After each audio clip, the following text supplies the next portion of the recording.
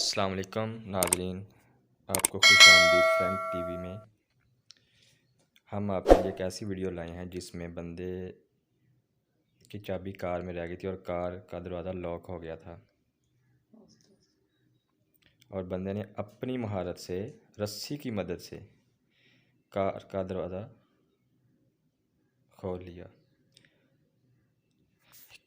یہ دیکھیں، بندہ دروازہ کھولنے میں کامیاب ہو گیا۔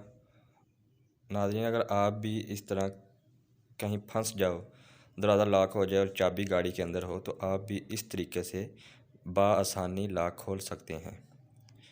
اگر ویڈیو اچھی لگی ہو تو ہمارے چینل کو سبسکرائب کر دیں اور ویڈیو کو لائک اور شیئر ضرور کر دیں۔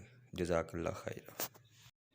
یہ دیکھیں، اس بندے نے تو واقعی میں کمال کر دیا ہے۔